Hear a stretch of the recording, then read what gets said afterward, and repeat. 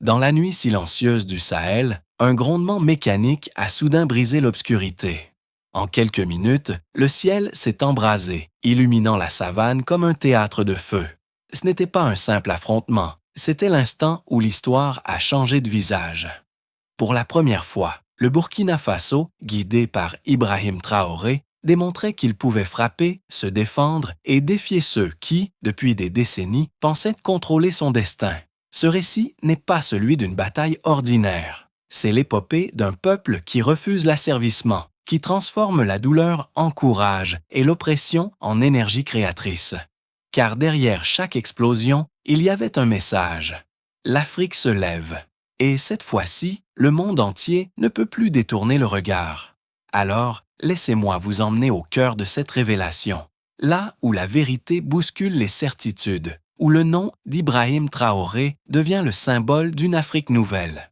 Mais avant d'aller plus loin, une question s'impose. Sommes-nous prêts à reconnaître que le Burkina Faso est en train d'entrer dans l'histoire par la grande porte? Si vous croyez, vous aussi, que l'éveil de l'Afrique a commencé, abonnez-vous et restez jusqu'à la fin de ce récit. Pendant des décennies, le Burkina Faso a vécu sous l'ombre pesante d'une tutelle invisible mais implacable, celle de la France. Héritage direct de la colonisation, cette emprise s'est prolongée bien au-delà des indépendances proclamées. Derrière les discours sur la coopération et l'aide au développement se cachait une réalité brutale. Contrats déséquilibrés, ressources minières pillées, monnaie contrôlée par le franc CFA et élites locales souvent choisies ou soutenues par Paris. Dans les années 1990 et 2000, l'histoire s'est répétée. Des multinationales françaises et occidentales dominaient l'exploitation de l'or, du coton et des infrastructures stratégiques, tandis que la majorité du peuple burkinabé vivait dans la pauvreté. La dépendance n'était pas seulement économique, elle était aussi militaire.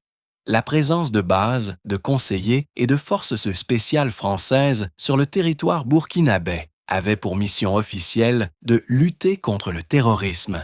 En réalité, elle garantissait avant tout la survie d'un système favorable aux intérêts de Paris. Mais en 2022, un nom surgit, bouleversant l'ordre établi, Ibrahim Traoré. Avec un discours clair, direct, sans artifice, il osait dire ce que des générations entières pensaient tout bas. Le Burkina Faso devait rompre ses chaînes, et cette rupture ne serait pas symbolique. Elle devait être totale, irréversible, profonde. Ainsi, les premières décisions de Traoré furent radicales. Il ordonna l'expulsion des troupes françaises, dénonça publiquement le rôle ambigu de Paris dans la lutte contre le terrorisme et se tourna vers de nouveaux partenaires, notamment la Russie, la Chine et les membres de l'Alliance des États du Sahel, FAC-AES. Ces choix, audacieux et périlleux, marquaient une cassure définitive avec le passé. Pour beaucoup d'Africains, ce geste fut un électrochoc. Pour la jeunesse du Sahel, il représentait une lueur d'espoir. Pour les élites occidentales, il était un affront. Mais pour les anciens, les paysans, les ouvriers et les familles burkinabés, il incarnait enfin le rêve brisé de Thomas Sankara.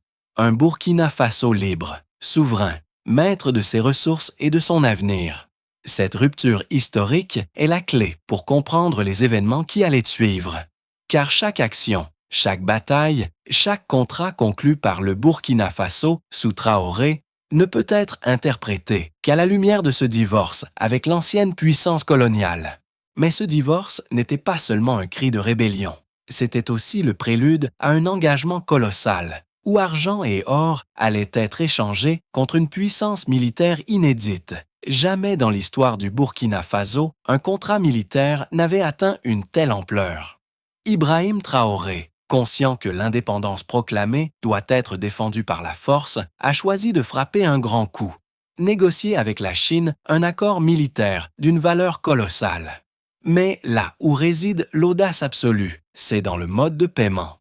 Une partie du contrat est réglée en numéraire, mais une autre en or pur, issu des mines récemment nationalisées. Ce choix n'est pas anodin. L'or, symbole éternel de richesse et de stabilité, devient ici un instrument politique. En décidant de payer avec sa propre ressource souveraine, le Burkina Faso tourne définitivement le dos au modèle d'endettement imposé par les institutions internationales. Plus de prêts toxiques, plus de dépendance envers les bailleurs occidentaux. Désormais, le pays transforme directement son sol en puissance militaire. Cette démarche audacieuse et risquée envoie un message clair au monde. Nous ne sommes plus des mendiants. Nous marchons debout et nous échangeons nos trésors contre des armes capables de protéger nos enfants.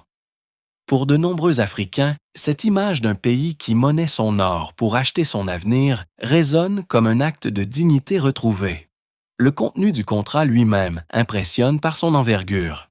Pékin s'engage à fournir des blindés de dernière génération, des systèmes d'artillerie performants et surtout 2 avions de chasse, Ija, Dziese, parmi les fleurons de l'aviation chinoise moderne. Ces appareils, dotés de radars AESA, de capacités multirôles et d'une manœuvrabilité exceptionnelle, placent le Burkina Faso dans une catégorie nouvelle, celle des nations africaines capables de contrôler leur ciel avec une technologie de pointe. Mais la Chine ne livre pas seulement du matériel. Dans l'accord, une clause stratégique change tout.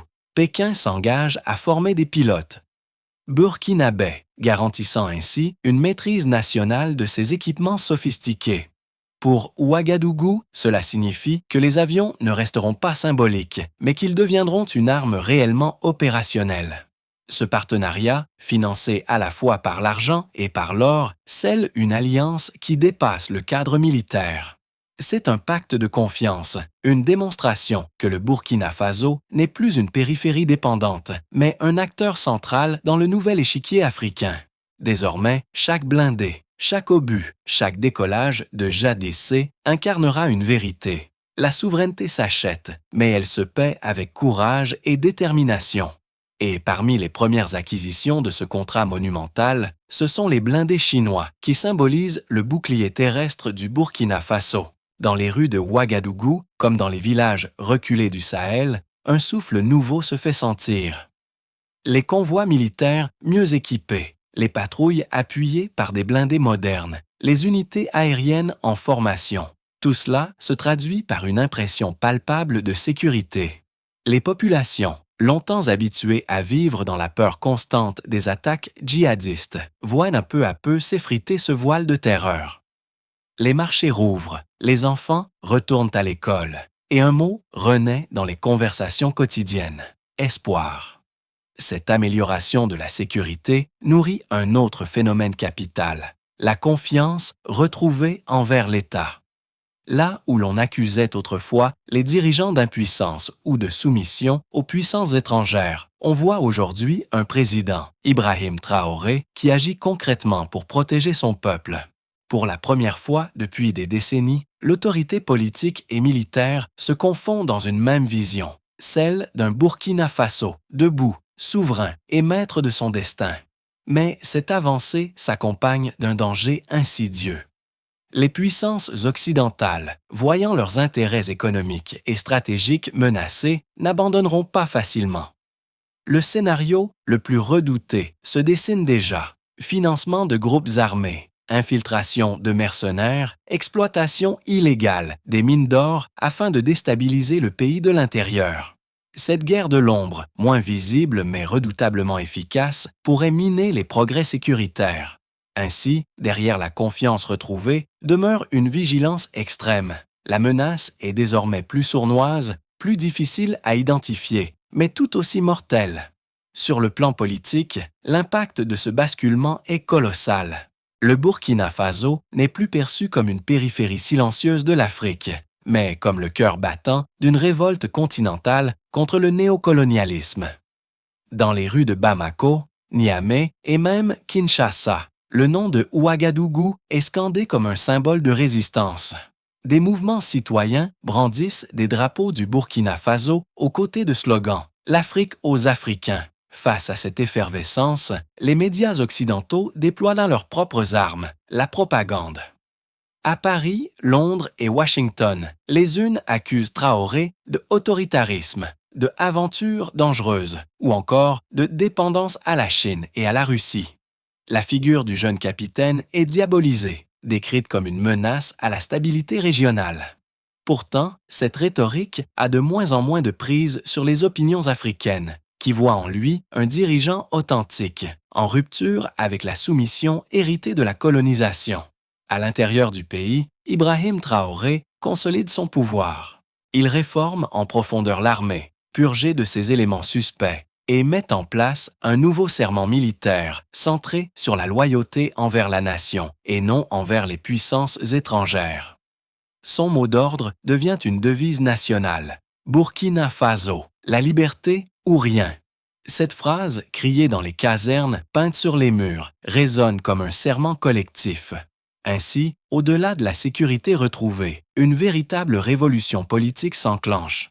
Le Burkina Faso devient à la fois une forteresse intérieure et un phare continental, irradiant un message simple mais redoutable. L'Afrique peut choisir sa propre voie. À Washington, la nouvelle du contrat militaire historique conclu par le Burkina Faso a provoqué un véritable séisme.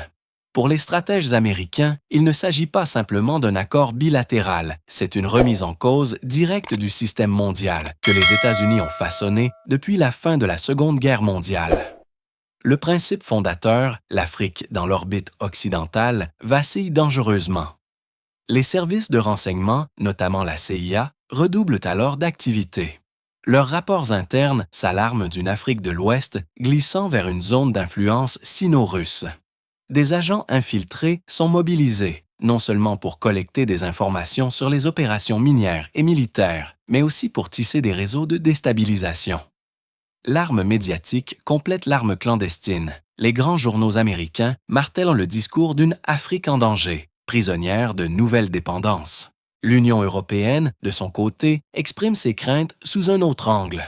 À Bruxelles, la question migratoire domine. Si le Burkina Faso et ses alliés réussissent leur pari de sécurité et de prospérité, cela pourrait bouleverser les flux migratoires traditionnels et réduire l'influence économique européenne. L'Allemagne et la France, en particulier, s'inquiètent d'une double perte. D'un côté, l'accès privilégié aux ressources stratégiques, notamment l'or et l'uranium. De l'autre, une fragilisation de leur capacité à orienter la politique africaine en matière d'énergie et de défense. En clair, ce qui se joue à Ouagadougou dépasse les frontières d'un petit pays sahélien. C'est l'équilibre du monde qui est ébranlé. À l'opposé, Moscou et Pékin savourent un triomphe diplomatique. Aux yeux du Kremlin, le Burkina Faso devient la vitrine d'une stratégie plus vaste, celle d'offrir aux nations africaines une alternative crédible au diktat occidental. Quant à la Chine, son partenariat stratégique avec Ouagadougou s'élargit bien au-delà de l'économie. Désormais, elle est perçue comme le principal fournisseur de technologies militaires de pointe, consolidant sa position d'allié incontournable dans la région.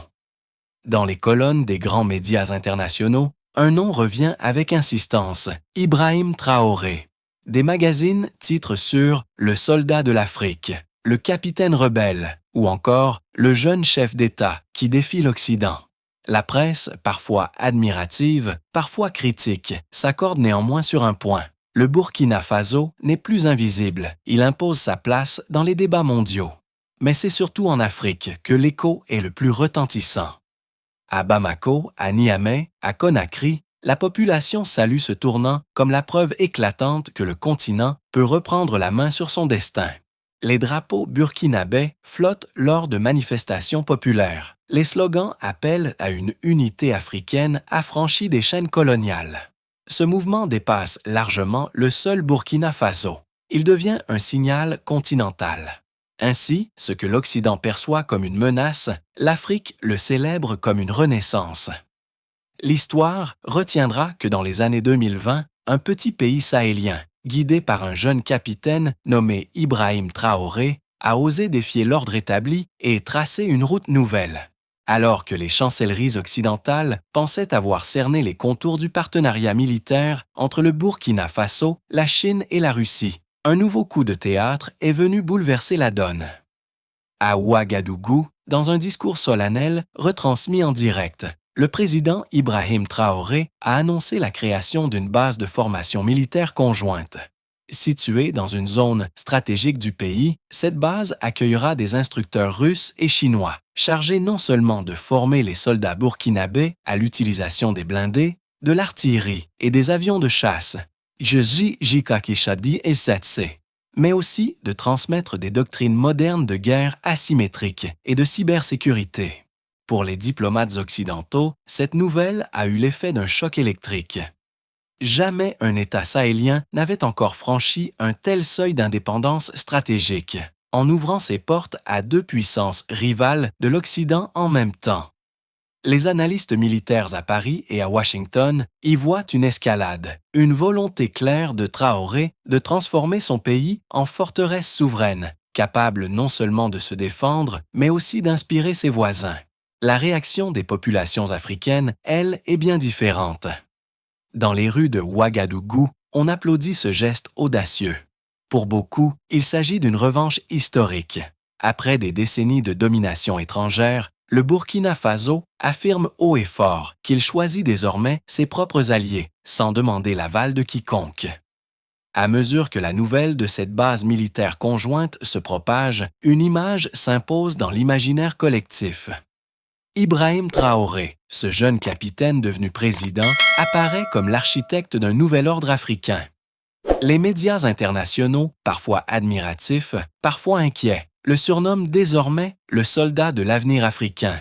En quelques mois, il a réussi ce que nombre de dirigeants n'ont même pas osé envisager, arracher son pays au filet du néocolonialisme et poser les fondations d'une souveraineté militaire et économique inédite. Dans ce contexte, le Burkina Faso n'est plus perçu comme un petit État sahélien fragile, mais comme le noyau d'un axe souverainiste africain. Le Mali, le Niger et d'autres pays observent avec attention cette transformation, voyant en Traoré un exemple concret que l'indépendance totale est possible. Pour les puissances occidentales, cette dynamique est une alarme rouge. Si l'expérience burkinabé réussit, elle pourrait entraîner un effet domino dans toute l'Afrique francophone. Mais pour les peuples africains, ce retournement symbolise bien davantage qu'une stratégie militaire. C'est une renaissance psychologique, un appel à l'unité et à la dignité retrouvée. La figure de Traoré transcende les frontières nationales pour devenir un mythe moderne, celui d'un continent qui choisit enfin de se lever, de s'armer et de marcher vers sa propre destinée. Le Burkina Faso, longtemps considéré comme une nation fragile au cœur du Sahel, entre désormais dans une ère nouvelle. Sous la direction d'Ibrahim Traoré, le pays a non seulement repris le contrôle de ses ressources et de son destin, mais il s'est aussi hissé au rang de symbole continental. L'or, les blindés, l'artillerie, les avions de chasse et la formation de ses pilotes ne sont pas seulement des instruments de puissance. Ils sont l'incarnation d'un peuple qui refuse de plier.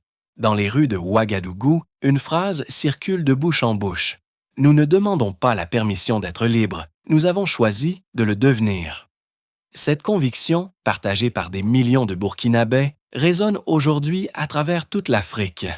Pour la première fois depuis des générations, une certitude s'impose. Le continent peut écrire lui-même son avenir, sans tutelle, sans chaîne. Alors que le soleil se lève sur un Burkina Faso transformé, une vérité éclate. L'histoire n'appartient qu'à ceux qui osent la forger. Et Traoré, avec le courage de sa jeunesse et la force de son peuple, a ouvert la voie. Si l'esprit d'Ibrahim Traoré touche votre cœur, partagez cette histoire. Abonnez-vous pour continuer le voyage vers une Afrique qui ne courbe plus l'échine. Que Dieu bénisse l'Afrique.